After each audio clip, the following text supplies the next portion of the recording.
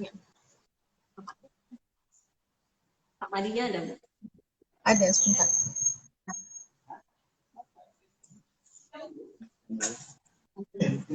Gimana? Sampai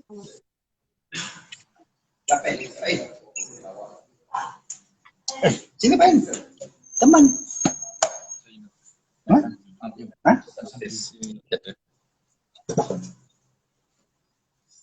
Assalamualaikum warahmatullahi wabarakatuh. Selamat pagi sahabat UT Batam, selamat pagi teman-teman semua. Semoga kita selalu dalam keadaan sehat dan tetap semangat dalam beraktivitas, terutama di era sekarang, era new normal. Dan buat teman-teman nih yang sekarang sedang sakit, semoga lekas sembuh. Dan mungkin di antara kita yang sedang menyaksikan di IG TV UT Batam ini sedang ada yang terdampak COVID, tetap semangat, tetap kuat. Konon semakan juang itu membentuk imunitas, dan imunitas yang kuat itu akan membuat virus itu lenyap dalam sekejap, insya Allah. Baik, teman-teman saat ini sedang menyaksikan Tokes di IGTV UT Batam dengan tema kita pada pagi hari ini, yaitu peran alumni UT di sektor pemerintahan dan swasta di era new normal. Dan di tengah-tengah kita sudah hadir Bapak Dr. Sudarmadi, SPDNM. Selamat pagi, Bapak. Pagi. Ya, Assalamualaikum. Kepala Badan, Waalaikumsalam, Pak. Dan beliau merupakan Kepala Badan Kepegawaian dan Pengembangan Sumber Daya Manusia BKPSDM Pemkab Karimun. Benar ya, Pak ya? Ya, alhamdulillah. Ya, baik Pak. Bisa kenalan sedikit Pak mengenai Bapak, teman-teman juga mau tahu ini. Ya, sekali lagi, Assalamualaikum warahmatullahi wabarakatuh. Waalaikumsalam warahmatullahi. Baiklah, terima kasih atas kesempatan yang diberikan pada hari ini. Saya atas nama rekan-rekan di Kabupaten Karimun, khususnya kebetulan selain dari Kepala BKPSDM Kabupaten Karimun, saya juga pengurus Pokjar UT Batam di Karimun. Nama saya Sudarmadi. Dan insya Allah pada kesempatan ini kami akan mencoba ya kita sharing-sharing hari ini berkaitan dengan UT ke depan, dan insya Allah saya rasa buat sementara itu dulu. Siap Pak, makasih Pak. Bapak juga pernah dulu Pak ya tutor, atau masih sekarang juga masih tutor Pak di UT Batam? Berkaitan dengan UT ini, saya berkecimpung di UT ini belum ada UT di Batam. Masih ada di Riau, di Pekanbaru ketika itu. Nah, jadi mengenal UT ini udah cukup lama, mulai dari tutor. Iya, betul. Ya, sampai ketika itu saya bertugas di belakang Padang. Sempat juga saya menjadi tutor di daerah-daerah sekitaran di belakang Padang. Nah, sampai sekarang lah insya Allah.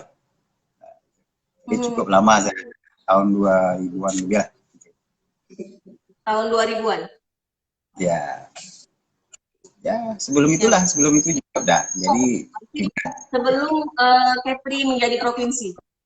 Ya, sebelum Kepri menjadi provinsi saya sudah. Luar biasa Pak. Ini berarti kami mau wawancara orang yang tepat nih Pak. Ya Pak, terkait dengan lulusan UT Batam, ada nggak masih menyimpan data terkait berapa persen lulusan UT Batam yang saat ini sedang bekerja di Pemkab Karimun? Baiklah, secara garis besar bahwa kebetulan kami bekerja di yang urusan sehari-hari, membantu Bupati yang berkaitan dengan pegawai negeri sipil. Secara umum bahwa pegawai negeri sipil kita berjumlah yang namanya negeri saja, baik itu guru, 3.834 orang. Setelah itu ada beberapa istilah pegawai kontrak maupun insentif, itu sekitar 5.739 orang. Jadi jumlah pegawai kita di Kabupaten Karimun itu sekitar 9.573 orang. Itu di luar di luar negeri. Jadi kalau kita pikirkan dari pegawai yang 3.834 orang, hampir didominasi oleh guru-guru sekitar 2.000 lebih. Dari 2.000 lebih itu kalau guru itu ya hampir, terutama yang guru-guru SD itu rata-rata alumni UT dari dulunya dari PGSD D2, D2 PGSD, sekarang melanjut kewajiban bahwa guru itu harus sarjana. Alhamdulillah, mulai dari program pendas, ya kan? Itu akhirnya ya secara garis besar ya memang persentase lebih dominan dari UT lah. Begitu juga yang sisa dari pegawai-pegawai kita yang di luar non guru itu hampir rata-rata, kecuali sekarang lah. Sekarang kan ada program pemerintah penerimaan CPNS itu mulai dari guru sampai yang lain-lain itu kan sarjana, itu di luar UT. Itu pun hanya sekitaran 300 orang, beberapa orang, tidak. Jadi dominan memang dari UT, alhamdulillah. Jadi ya kalau misalnya sejauh ini Pak, Bapak juga saya lihat di CV Bapak ada pernah menjabat sebagai dinas pendidikan. Ada nggak kerjasama dari Pemkab Karimun sendiri, terutama mungkin teman-teman yang ikut di dinas pendidikan, itu kerjasama atau kemudahan atau beasiswa untuk melanjutkan jenjang pendidikan dirinya di UT?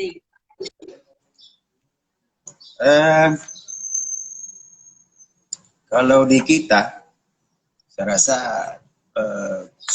ketika saya dulu lah, sampai sekarang juga saya rasa kerjasama dengan UT itu masih, saya rasa tetap jalan. Cerita sejarah UT itu ketika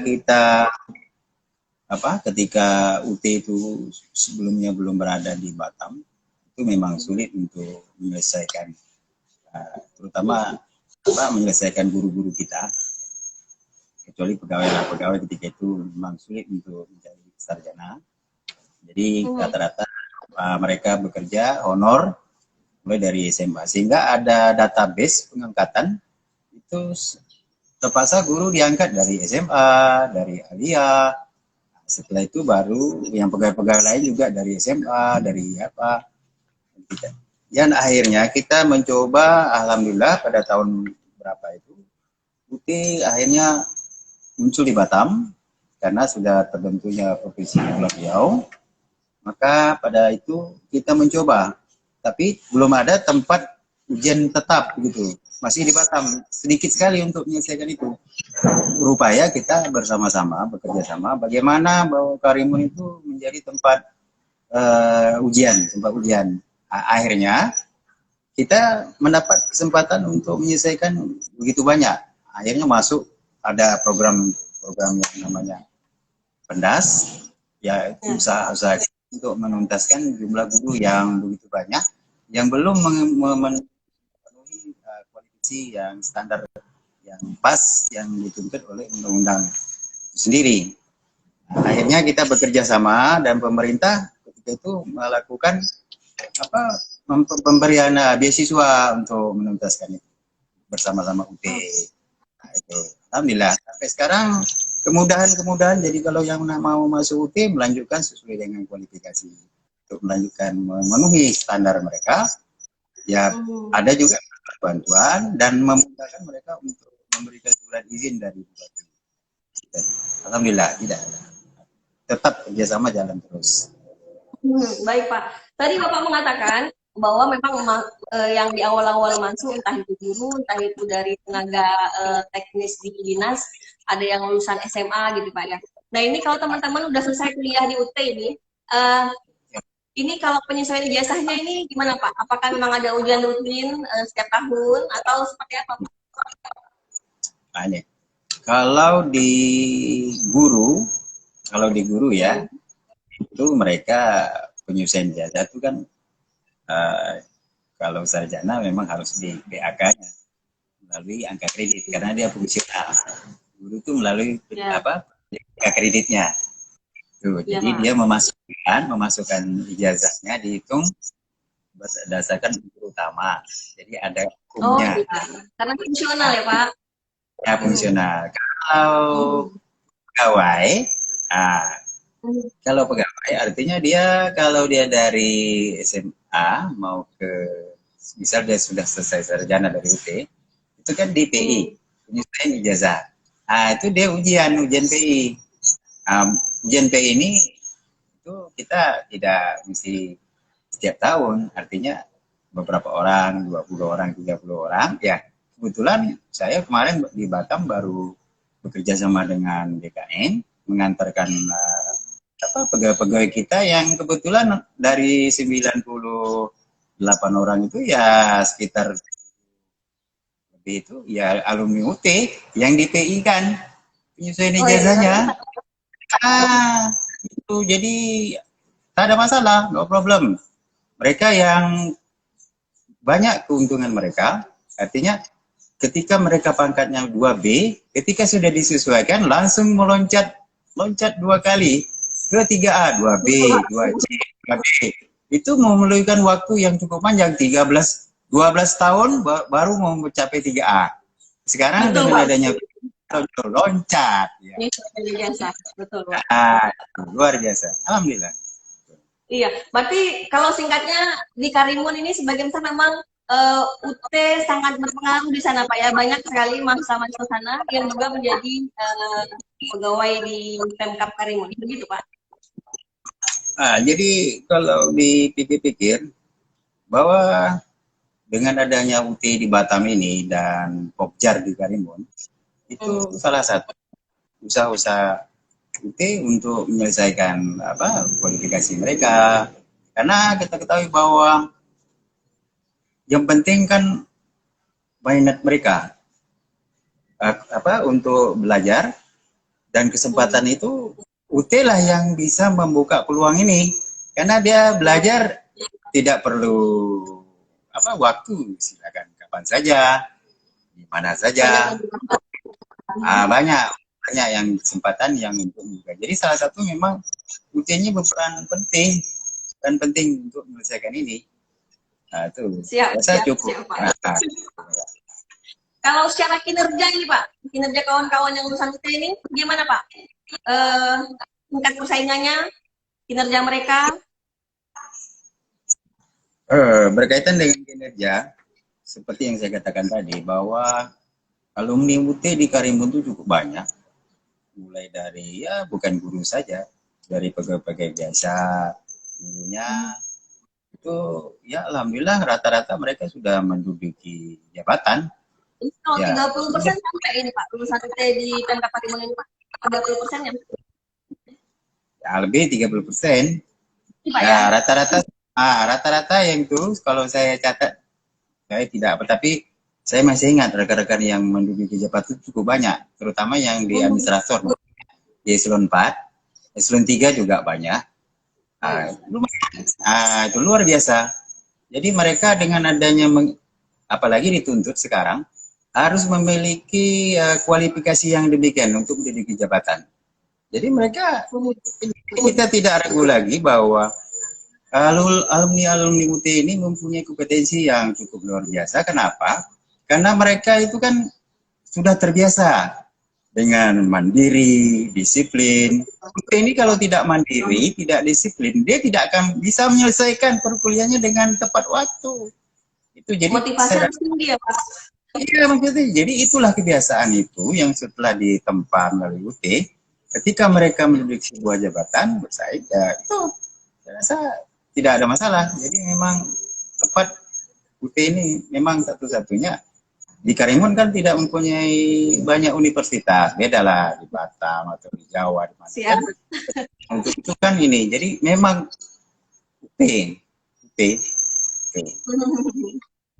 Kalau Bapak sendiri pengalaman mengajar di UT, kemarin mengajar pendidikan pada saat saya itu sebenarnya basic memang dari pendidikan. Ya, pengalaman saya itu mulai, saya 82 itu saya sudah mengajar. Mulai dari SD. Mulai dari SD mungkin yang nanyai saya itu belum lahir kali. Ya. Itu. Jadi 82 saya itu saya sudah mulai mengajar, saya sampai sekolah mengajar di Tanjung Pinang sampai saya mendapat beasiswa ke perguruan tinggi, baik itu dari S1, S2. Saya basicnya SPG, Sekolah Pendidikan Guru. Beasiswa, iya. Terus ke universitas S1, S2, sampai kan S3 saya mengejar pendidikan melalui biaya biaya pemerintah. Ya, alhamdulillah. Mantap. Itu dibiayai, alhamdulillah. Setelah itu berkaitan dengan UT ini, saya pikir saya memang basicnya di MIPA, biologi. Ketika itu, saya tutorial. Ya, ketika itu saya biologi. SMA Jadi, MIPA. ya, SPG saya jurusan IPA. Di universitas saya ngambil MIPA. Cuma S2 beda lagi sedikit. S3 beda lagi sedikit. Cuma basic.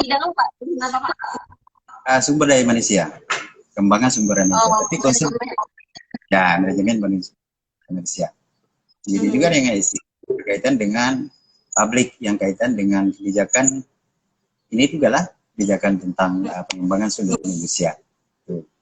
Sempat juga saya di berkaitan dengan education development, pembangunan di bidang pendidikan. Itu berkaitan dengan UT ya saya rasa dulu saya memang tutorial yang khusus di bidang pendas, ke pendas. Jadi itu ya, itulah yang pertama sekali yang paling banyak usaha-usaha kita adalah untuk menuntaskan kualifikasi guru itu sendiri. Ketika itu, itulah alhamdulillah rata-rata ya guru kita sudah sarjana. Itu, saya pikir itu. Coba. Ini Pak, ada sedikit nih, ada yang bertanya ini Pak. Jika seseorang mau daftar di bagian keguruan, namun tidak ada pengalaman sebagai guru dan tidak dapat mendapatkan rekomendasi, dan karena belum pernah jadi guru. Apa jawabannya? Oke. Dan di sini juga ada bisa saja kalau mau mendaftar di jurusan keguruan, cuma syaratnya harus minimal sudah mengajar 1 tahun. Dari dulu emang seperti itu ya Pak ya? Emang ada kebijakan seperti itu Pak ya? Jadi kalau ada yang mau masuk UT di bagian pendidikan dasar, minimal mereka mengajar 1 tahun dulu baru bisa gabung di UT ya Pak ya? Inilah bedanya UT dengan perguruan tinggi reguler, ya kan? Ini jadi memang untuk masuki UT ini memang agak lebih spesifik lah. Kalau guru pendas dia kan sudah mengajar, ada program dia langsung. Jadi ketika itu kami menyelesaikan guru-guru yang masih di 2 untuk ke S1, dia kan sudah guru, sudah mengajar, dia sudah pegawai. Jadi tinggal sebenarnya untuk UT ini saya memang itu syarat wajib dari UT bahwa dari umum dari SMA dia kan belum guru mau sekarang. Itu permasalahan yang kami hadapi sekarang saat ini ketika penerimaan mahasiswa baru nih lagi nih kebetulan teman-teman lagi ngumpul nih Pak Henry ada ini kan kebetulan teman-teman saya yang cukup lama yang mengurus Pokjar UT ini dulu. Inilah yang terjadi, syarat wajib dari UT kita tak bisa menerima. Itu syarat wajib. Saya tidak tahu macam mana, apakah kenapa harus demikian. Dengan berbagai pertimbangan ya Pak ya. Dengan berbagai pertimbangan, dengan kebutuhan dan memang butuh pengalaman baru bisa. Ya, tapi ya itulah tadi. Itu udah wajib punya surat keterangan mengajar, ya kan? Tapi mereka tak bisa bohongin, tak bisa dibohong, ya kan? Bisa saja mau bohongin kita. Minta dari sekolah surat ngajar kan, tapi kan tidaklah seperti itu, ya kan? Harus dibuktikan dengan mereka betul-betul mengajar. Tuh, kenapa? Karena untuk menjadi guru ini tidak semua orang yang harus yang seperti itu. Tidak boleh, tidak benar-benar. Kalau mengajar sih boleh, tapi enggak menjadi guru ini spesifik ya, tidak bisa disamakan dengan. Bapak pernah ketemu kasus di lapangan, memang dia pengen menjadi guru, hanya saja mungkin belum berkesempatan mengajar, belum ada pengalaman mengajar. Kemudian si calon siswa ini membuat tadi yang Pak bilang surat keterangan mengajar fiktif gitu, pernah nggak ada yang ketahuan kayak gitu Pak? Sanksinya seperti apa gitu? Insya Allah kalau di kita belum ada lagi, belum ada Belum Mbak ya? Berarti jujur-jujur dulu ya Pak ya? Jujur, karena kalau untuk wilayah Karimun ini sekolah mana, kepala sekolah siapa, itu saya hafal benar, ya kan? Tahu benar saya itu. Pengalaman ya Pak. Itu bisa dibohongin itu. Ya, kalau untuk wilayah Karimun saya tahu benar. Ya, berarti nggak ada yang berani main-main di belakang ya Pak ya? Bisa tidak? Bisa. Terus Pak, ini terkait dengan penerimaan CPNS. Tahapannya untuk Karimun, ini sudah sampai di mana Pak? Apakah sudah ada nama-nama untuk tes berikutnya? Gitu Pak, mungkin bisa informasi sedikit Pak. Oke lah. Jadi kebetulan kita beberapa tahun yang lalu, dari 1998 itu kita belum pernah menerima pegawai. Ya kan? Jadi setelah itu pada tahun berapa? Kemarin untuk 2018 kita 2019 kita sudah menerima pertama kali. Itu, Pak, ya? Ya, jadi 2 tahun 2 kali. Tahun 19, 2018, 19 yang dilaksanakan 2020. Nah, jadi oleh Menpan kita kan mendata jumlah berapa kebutuhan kita guru maupun pegawai di Kabupaten Karimun. Kita punya kebutuhan seperti yang saya katakan tadi bahwa jumlah pegawai negeri kita 3.834 orang yang sekarang ini itu kita masih kekurangan baik itu pegawai dan yang struktural maupun guru itu sekitar 2.000-an lebih lah 3.000. Jadi kita harus memiliki lebih kurang ya 6.000 atau 7.000 guru maupun pegawai. Itu kita sudah membuat database, kita kirimkan ke Menpan. Menpan sudah memberikan surat kita dalam merencana kebutuhan dalam rangka 5 tahun. Jadi dalam 5 tahun itu hampir setiap tahun kita mengusulkan sekitar 500 orang. Dari 500 ini sesuai dengan kualifikasi dan jabatannya. Guru berapa, pegawai puskesmas berapa, dokter berapa, bidan berapa, semua kebutuhan itu. Setelah itu kita ditentukan kotanya. Alhamdulillah untuk penerimaan yang pertama kemarin, ya kita kuotanya 227, alhamdulillah sudah pegawai semua. Untuk tahun yang ini itu dari pelamar kemarin kita sudah dari program kita udah usulkan ke Menpan itu sebanyak 500 orang dengan berbagai lebih kurang jabatannya lebih kurang 400 lebih begitu nama jabatan. Itu kita hanya mendapat kuota 122 orang saja. Nah, sedangkan sedikit sekali, sedangkan pelamar ketika itu mencapai 3.470 orang. Nah, sudah melalui merapat merayap. Itu. Jadi memang bersaing agak ketat. Dari 122 orang itu ya 57 orang guru SD maupun SMP. Karena kabupaten kan kewenangannya SD, TK, SD, SMP. Sisanya dokter, bidan. Nah, itulah yang spesifikasi khusus. Jadi mereka sudah tes kemarin, ya alhamdulillah dari tes itu jumlahnya sekarang yang tinggal lagi diambil dari ranking 1, 2, 3. Jadi untuk mendapatkan satu jabatan itu 3 orang. Nah, jadi kalikan jumlah yang ada, itu jumlahnya ya sekitar 66 orang. Dari 366 orang ini nanti ya sampai saat ini oleh Menpan maupun BKN belum ditentukan lagi kapan untuk dilakukan ujian yang kedua namanya SKB namanya. Nah, insya Allah ya SKB itu sampai sana. Tapi menurut informasi kemarin ya insya Allah kalau tidak ada halangan akhir Juli ini akan dilakukan tes kembali untuk yang sisa 366 orang yang akan diambil sebanyak 122 orang. Itu insya Allah. Pasti satu posisi 3 orang yang bersaing di situ Pak ya? Ya 3 orang. Ya, kemarin banyak itu. Ada yang 5 orang, ada 20 orang untuk mendapatkan itu. Persaingannya ketat luar biasa, Pak ya. Luar biasa.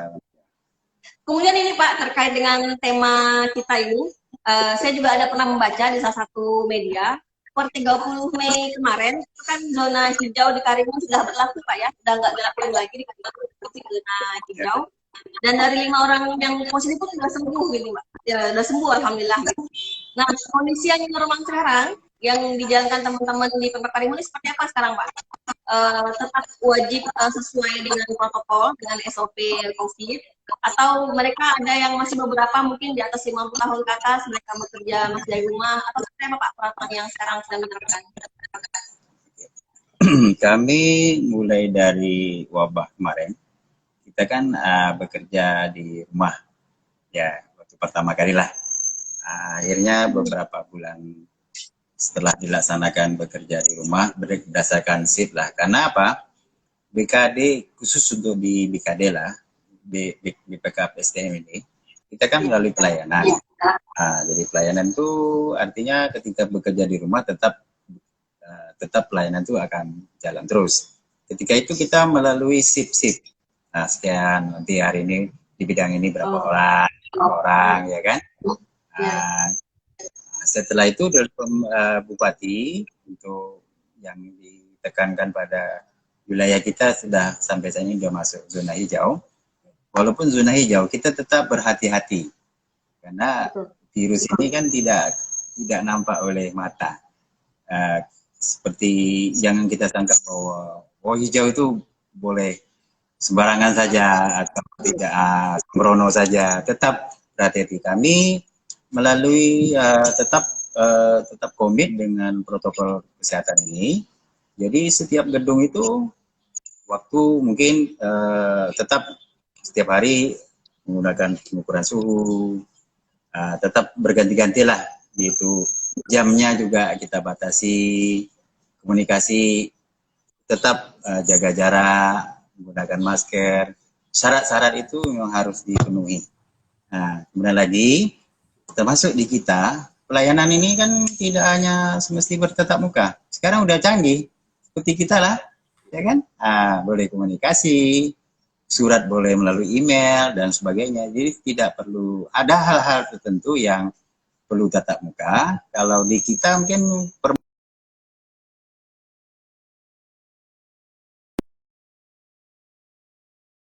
kita selesaikan dengan bertatap muka.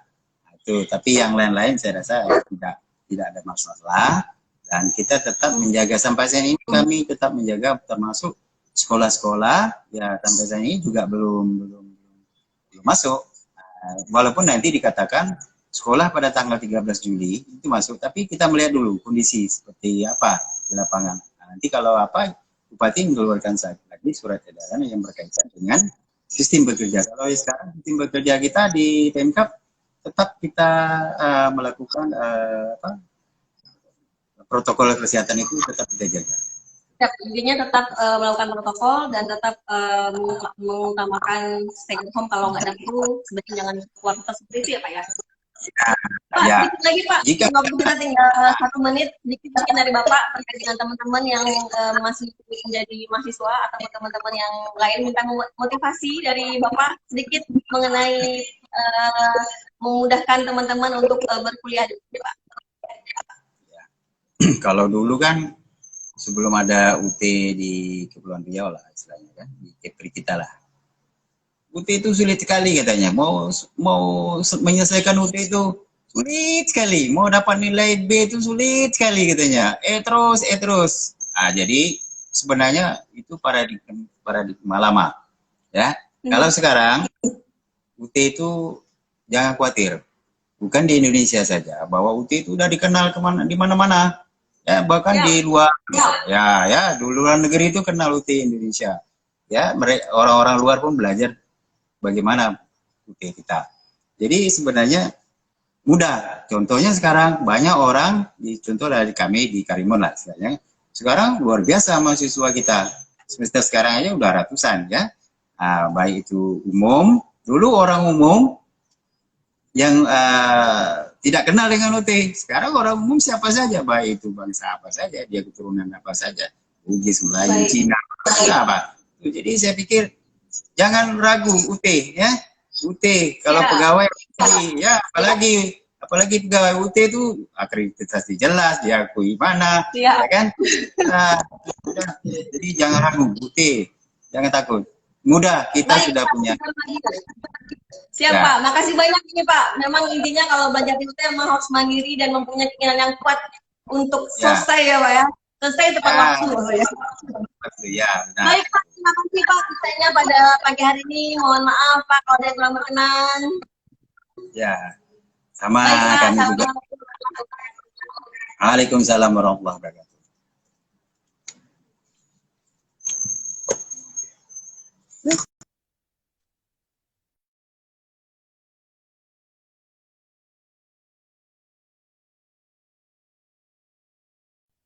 KPSDM di Kabupaten Karimun. Sekarang kita akan berusaha menyambungkan lagi dengan salah satu narasumber kita. Beliau mempunyai banyak gelar. Udah. Ya, nah ini dia tamu kita. Dr. Satrio Aditomo, SIP, MM, MPA, PhD. Ini gelarnya luar biasa ini. Membacanya saja sudah panjang kali lebar ya Bang ya. Selamat datang Bang di live IGTV Uteh Batam Bang. Selamat pagi Mbak Indri, teman-teman UT sekalian. Assalamualaikum warahmatullahi wabarakatuh. Senang ketemu di sini.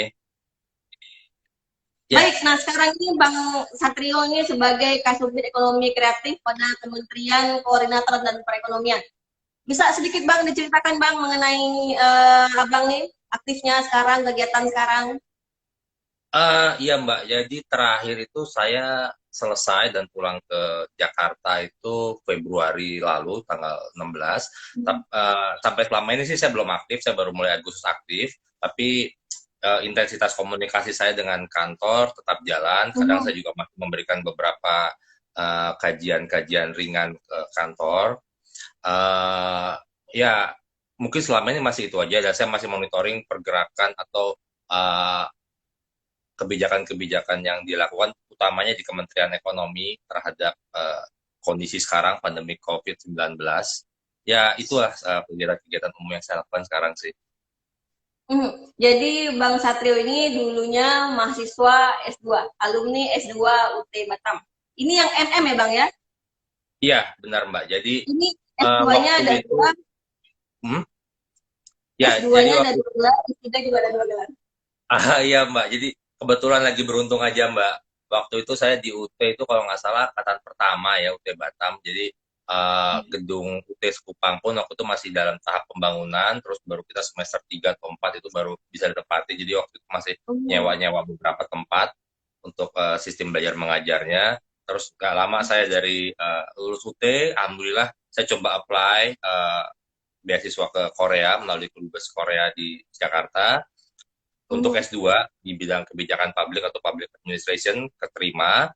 Nah, pas saya lulus, sebelumnya Abang masih di BP Batam atau sudah di kementerian sewaktu apply yang S2 2010-11 itu saya pindah dari Batam ke Jakarta. Sebenarnya yang memotivasi saya pindah sih sederhana Mbak, karena saya pikir kalau saya di Batam agak sulit untuk berkembang, utamanya memang target saya pengen kuliah S3 waktu itu. Dan kalau saya di Batam, waktu itu masih Otorita Batam namanya, agak kesempatannya tuh kecil. Jadi mau nggak mau saya harus saya harus loncat, saya harus keluar dari zona nyaman, comfort zone. Karena dengan saya keluar dari zona nyaman dan saya ada di sentral pemerintah pusat maksudnya, otomatis kesempatan lebih banyak itu yang saya lakukan, dan alhamdulillah ternyata dijabah, alhamdulillah ya saya mencapai sejauh ini gitu loh Mbak. Saya 5 tahun di Korea, pertama saya ngambil S2, pas mau lulus kebetulan saya coba apply lagi beasiswa, keterima lagi untuk S3 di jurusan Business Administration, Economic and Business Administration. Terus semester berikutnya saya coba lagi nekat Mbak. Sebenarnya ini modalnya modal nekat aja sih Mbak. Saya coba apply lagi ke kampus lain jurusan kebijakan publik, karena kebetulan S2 saya 2, jadi saya hanya melingkan saja dan alhamdulillah keterima. Jadi pada saat waktu bersamaan saya kuliah di 2 tempat berbeda, dari kampus satu ke kampus satunya lagi. Agak cukup jauh sih, sekitar kurang lebih 2 jam. Cuman karena public transportasinya agak bagus dan tidak macet, jadi saya berani Hmm. gitu loh. Saya wah Itu pusing beasiswa ngatur semua jadwal itu kuliah bang? itu. Gimana Mbak? Itu beasiswa semua yang baik yang MPA dan PhD dan doktornya saya itu sekaligus setelah selesai S2, kemudian abang tadi apply di S3. S3-nya Iya betul. kemudian nggak lama apply lagi S3 yang lain. Itu beasiswa S3-nya keduanya atau salah satunya yang beasiswa? Enggak, jadi gini, kalau yang S2 itu saya full dengan beasiswa dengan apa uang saku ya, tuition. Mhm. Terus yang kedua itu S3-nya di Keimyung University, itu saya dapat beasiswa free tuition fee sekaligus allowance uang saku. Terus yang di Mhm. Daegu University, saya hanya dapat bebas biaya kuliahnya aja, karena memang mereka nggak boleh double accounting, nggak boleh Betul, sistemnya saya dapat double uang saku tuh nggak boleh, tapi betul, bebas betul, biaya betul. kuliah boleh Oh siap, gitu. ini pembelajaran jati ya. Ini mewawancarai aku ini seperti mewawancarai seorang motivator. Ya, sebetulnya teman-teman UT lain bisa kok melakukan hal yang sama. Sebenarnya apa ya, modalnya rajin-rajin browsing internet aja, terus TOEFL sama latihan TPA aja sih Mbak. Jadi kalau temen, Hmm. jadi dulu mungkin ada paradigma. Jadi sebelum saya masuk UT juga paradigma saya, wah di UT ini seperti apa ya gitu loh. Apakah bisa melangkah jauh ke depan dan lain sebagainya? Apakah nanti ijazah UT itu akan mendapat welcome dari instansi atau perusahaan yang bonafit dan lain sebagainya, karena di beberapa kalangan kan mungkin nggak familiar, tapi saat itu kondisinya adalah yang menjadi pertimbangan saya, UT itu adalah universitas negeri, kedua Betul. waktunya lebih fleksibel, dan paling menjadi ini adalah ekonomis harganya Mbak. Jadi Iya. waktu itu ada bantuan kantor sedikit, daripada saya subsidi, ya udahlah saya ngambil UT dan ya alhamdulillah saya bisa menyelesaikannya. Ya, alhamdulillah. Jadi yang pertama S2 pertama tuh di UT ya Bang ya. Kemudian Iya. ada nggak pengaruh-pengaruh yang berbekas sewaktu Abang selesai S2 di UT, kemudian melanjutkan S2 kembali di Korea? Eh, Pengaruh-pengaruh sisa-sisa kemandirian di UT ini terus membekas seperti apa Bang? Apa ya, kalau di UT itu kalau dari sistem belajar mengajar ya memang tadi seperti yang Pak Sudarmadi bilang, ya memang perlu mandiri ya. Bagi mereka Mhm. yang kira-kira malas buka laptop, malas browsing, itu agak sulit kayaknya ya di UT ya. Mhm. Tapi memang tim UT itu kan kombinasi Mbak, jadi nggak hanya online tapi juga ada pertemuan tatap muka. Jadi ketika kita ada uh, kita harus rajin nih mencari masalahnya ini apa, kita record, kita tulis, terus pas saat tatap muka itu baru kita tanyakan ke dosen, biasanya begitu. Nah, kalau dengan sistem ini kebetulan saya adopsi. Kebetulan kan Korea itu semua serba cepat ya. Mereka tuh sistemnya terkenal motonya tuh pali-pali ya, artinya cepat-cepat gitu loh. Mereka tuh selalu bergerak cepat dan simple Mhm. gitu loh. Jadi ketika saya ke sana ya secara tidak langsung apa yang saya terbiasa dengan sistem UT terus saya bawa, saya akan lebih mudah ya adaptasi dengan lingkungan di sana, itu aja sih Mbak. Dan saya juga Mhm. berhubungan baik masih dengan teman-teman di UT sampai saat ini, termasuk dengan kepala UT Batam sekarang Pak Eliaki, kami masih komunikasi baik. Nah, betul betul Bang. Senang mendengar ya Bang. Terus terkait dengan tema kita ini Bang. Ini Ya. tema kita masih seputar COVID ini Bang. Eh, bahwa peran peran pemerintah dan swasta di era pandemi ini terkait dengan bidang kerja abang sekarang kasubit kemarin sebagai kasubit ekonomi kreatif ya bang ya sewaktu sebelum kuliah. Nah ini apakah abang juga mengurusi UKM di sini bang? Gini Mbak, jadi kebetulan saat ini terakhir saya memang di bidang itu, tapi karena saya harus kuliah, saya harus lepas jabatan ya. Terus saya Betul.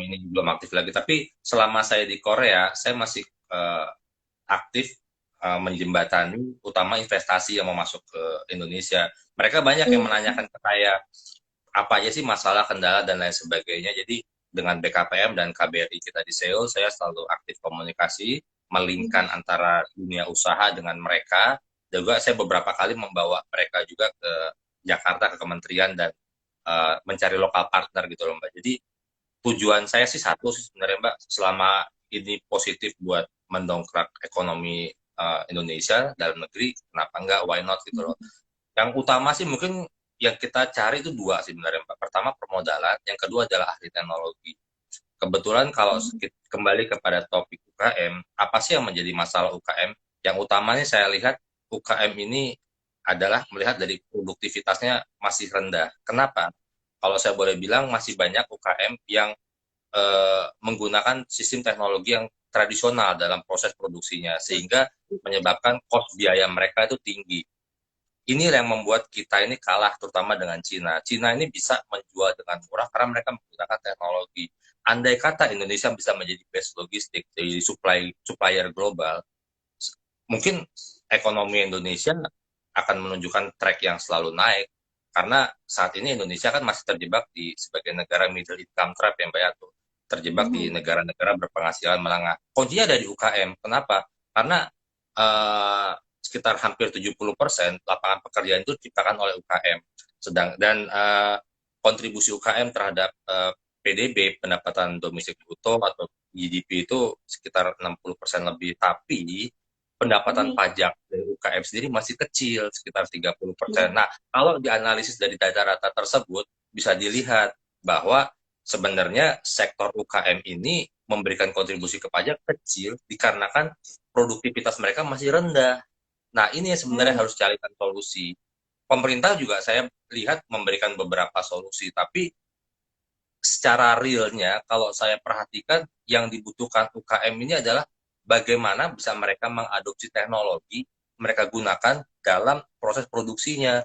Kita kan ada BPPT, kita ada LIPI dan lain sebagainya. Itu harusnya dimanfaatkan.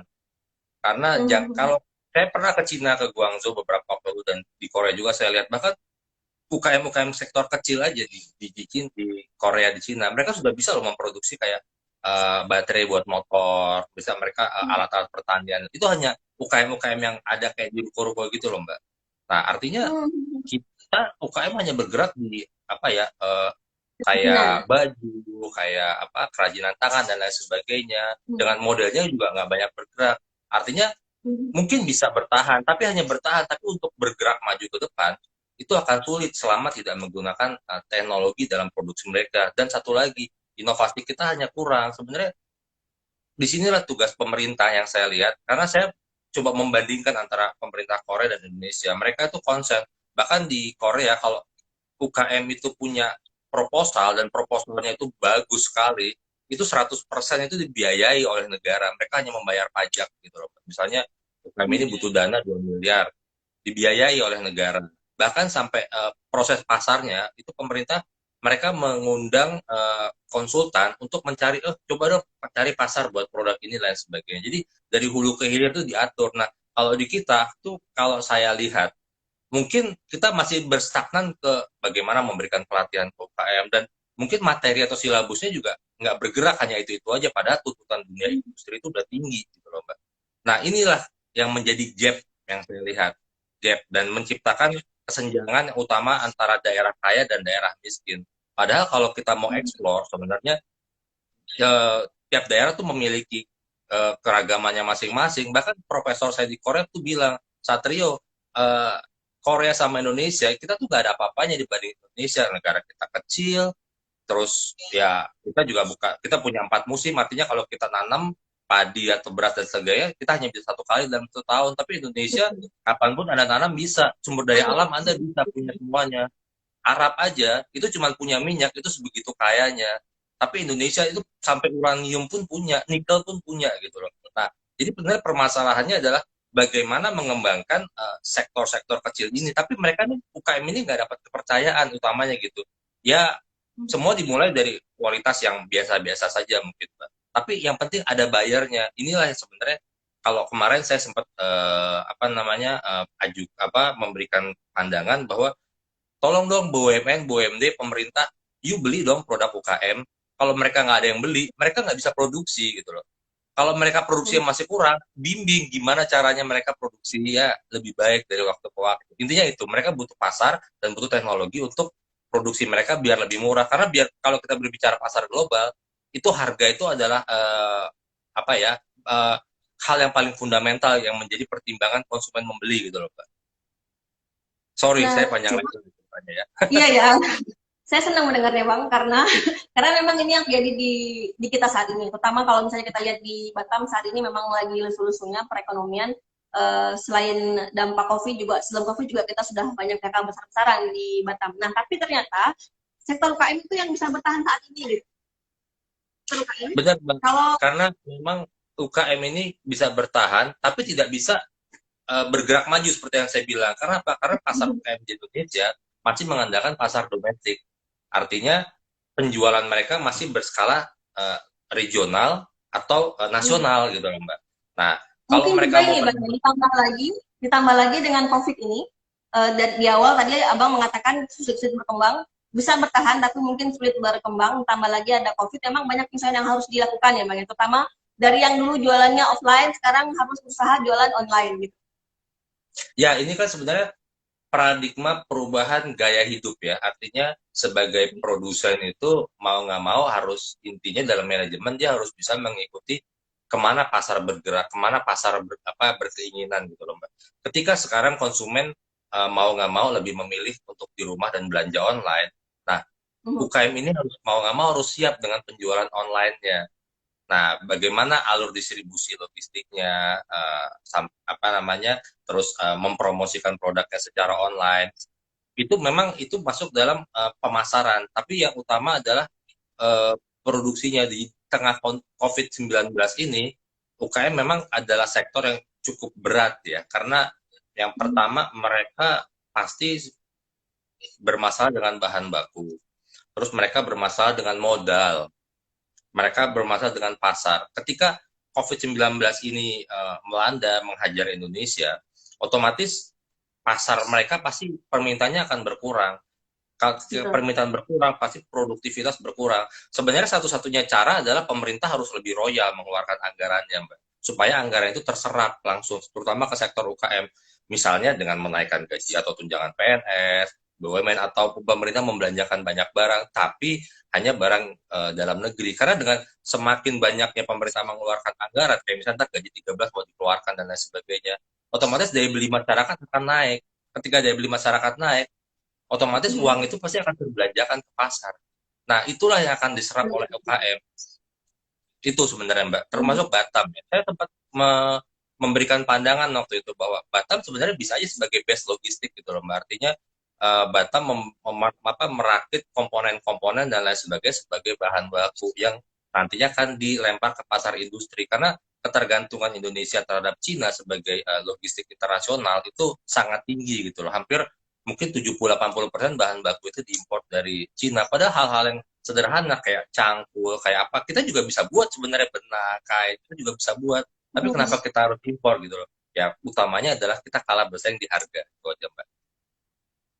Siap. Jadi kalau misalnya sedikit solusi dari Abang terkait dengan kawan-kawan UKM ini, tadi dari sisi pemerintah harus loyal, dari sisi teman-teman swasta di sektor UKM seperti apa?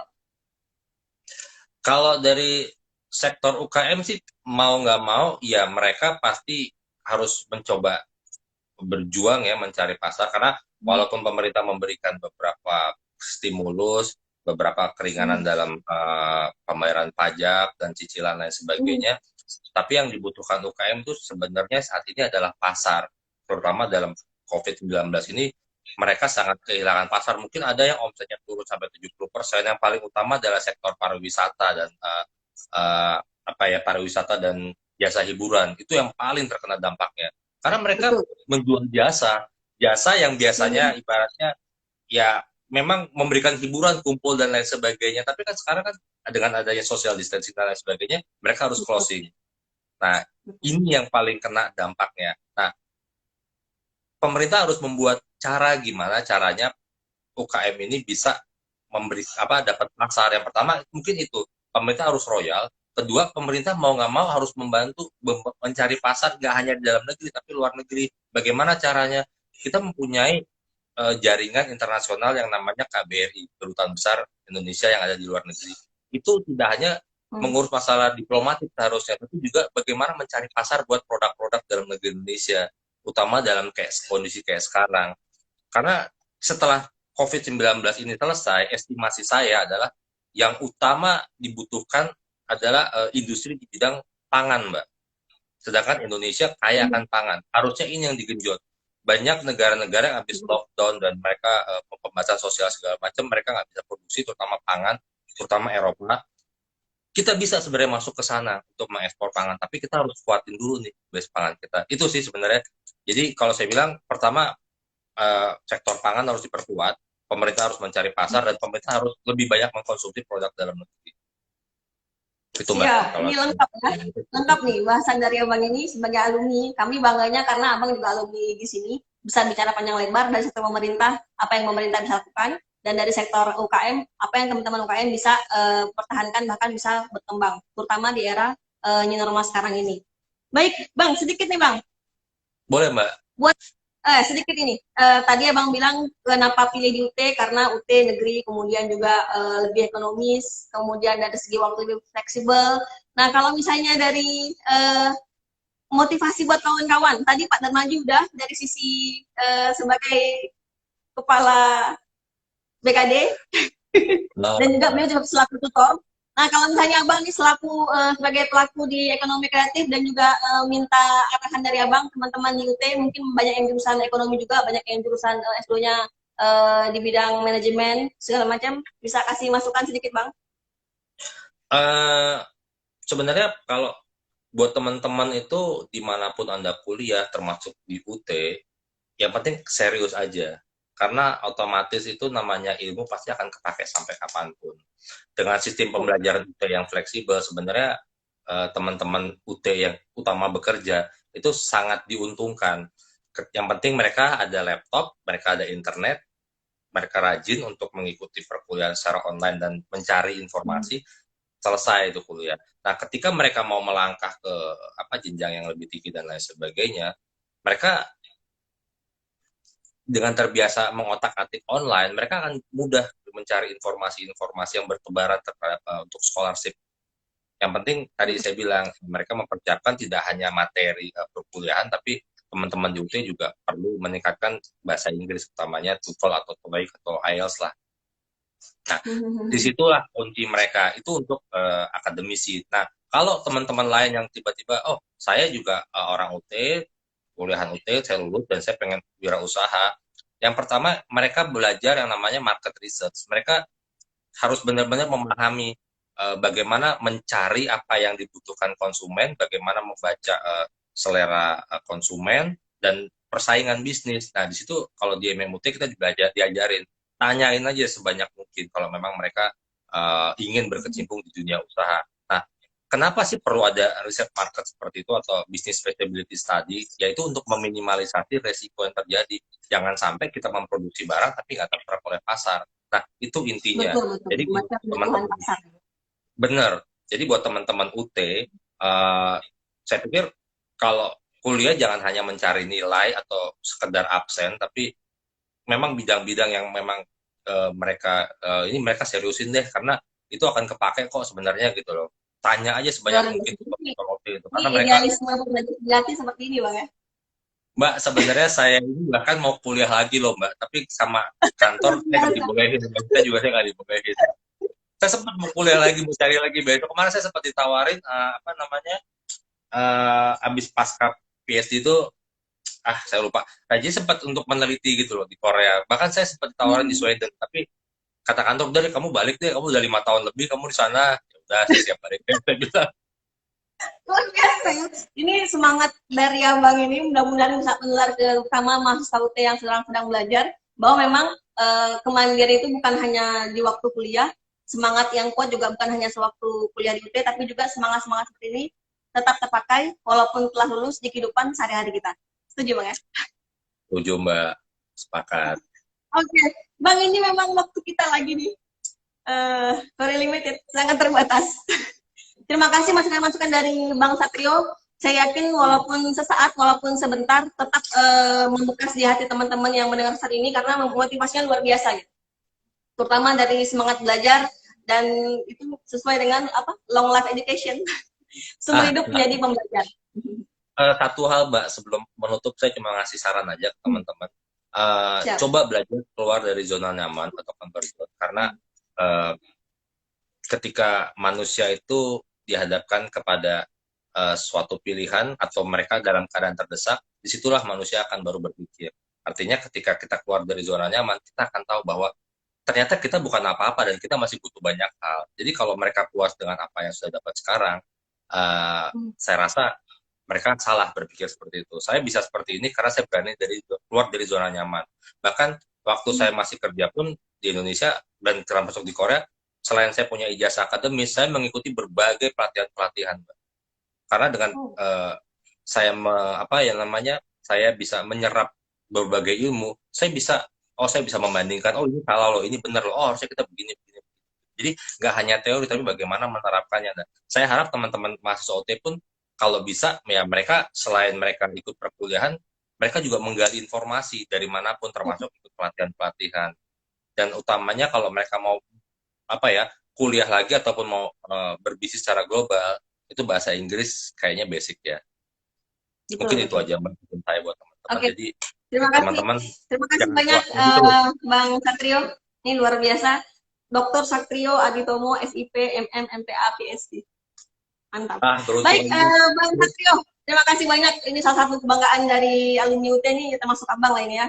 Dan teman-teman, kembali lagi saya infokan, jika teman-teman sekarang kita lagi buka pendaftaran di UT, bisa langsung datang di UT Batam, di Dr. Sutomo, nomor 3 Sekupang, atau teman-teman bisa langsung searching di email. Kalau searching pun bisa searching di UT Batam, nanti keluar semua link-link yang kalau misalnya teman-teman mau gabung di UT, silahkan searching di UT Batam.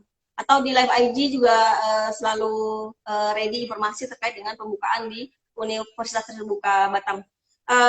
Dan teman-teman tetap utamakan di rumah, tetap stay at home walaupun kita sudah di era new normal.